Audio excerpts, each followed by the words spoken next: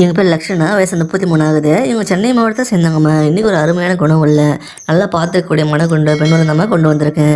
இவங்க இந்த மதத்தை சேர்ந்தவங்க சொல்கிறாங்கம்மா. ஜாதியும் பார்த்தீங்கன்னா வண்டியன்னு சொல்கிறாங்க, ராசியும் பார்த்தீங்கன்னா மேஷம்னு சொல்கிறாங்க, நட்சத்திரம் பார்த்தீங்கன்னா அஸ்வின்னு சொல்கிறாங்க.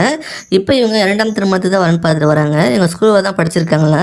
இப்போ ஒரு ப்ரைவேட் கம்பெனியில் வேலை பார்த்து வந்து சொல்லியிருக்காங்கம்மா. எங்கள் அப்பா அம்மா 2 பேருமே சேர்ந்து மீன் வியாபாரம் பண்ணிட்டு தான் சொல்லியிருக்காங்கம்மா. இவங்க கடலூர் பகுதியில் தான் வாழ்ந்துட்டு வராங்கன்னா.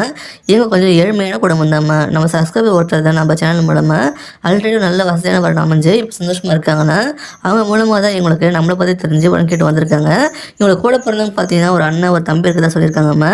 அவங்க 2 பேருமே ஒரு ப்ரைவேட் கம்பெனியில் வேலை பார்த்துட்டு வராங்கன்னா, அவங்களுக்கு மேரேஜ் ஆகி தனித்தனியாக செட்டில் ஆகிட்டு சொல்லியிருக்காங்கம்மா. இப்போ இவங்க தான் இவங்க பேரண்ட்ஸ் கூட இருந்து வாழ்ந்துட்டு வர சொல்லியிருக்காங்க. இப்போ இவங்க பேரண்ட்ஸ்க்கு ரொம்ப வயசாகிட்டதால இவங்களுக்கு இன்னொரு மேரேஜ் பண்ணி வைக்கணும்னு தான் 2ஆம் திருமணத்துக்கு வரணும் பார்த்து வர சொல்லியிருக்காங்க. இவங்களுக்கு ஒரு பையனுக்கு தான் சொல்லியிருக்காங்க. இவங்க என்ன எதிர்பார்க்குறாங்கன்னா, வரப்போகிற கணவர் ஒரு நல்ல வேலை, குடும்பம் நடத்தக்கூடிய அளவு வருமானம் இருக்குன்னு எதிர்பார்க்குறாங்க. இவங்க பொண்ணையும் சேர்த்து பார்த்துக்கணும்னு எதிர்பார்க்குறாங்க. உங்களை நல்லபடியாக பார்த்துக்கணும், பெருசாக இது அதுன்னு வேணும் கேட்டு கஷ்டப்படுத்த மாட்டேன்னு சொல்கிறாங்கம்மா. இவங்களையும் பொண்ணையும் கடைசி வரை நல்லபடியாக பார்த்துட்டு அப்போ எதிர்பார்க்குறாங்க. நிறைய செலவு பண்ணி கணவர்களை ரொம்ப கஷ்டப்படுத்துகிற மனைவிகள் இருக்கிற இந்த காலத்தில் இப்படி ஒரு ஒய்ஃப் கிடைச்சா நீங்கள் ரொம்பவே கொடுத்து வச்சவங்க தாம்மா.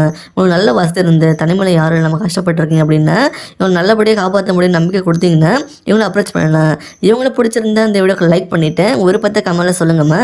அடுத்து வரேன்னு பார்க்க இப்போ ஸ்க்ரீனில் வர இந்த லிங்கை கிளிக் பண்ணி பாருங்கள். வாழ்க வளமுடன்.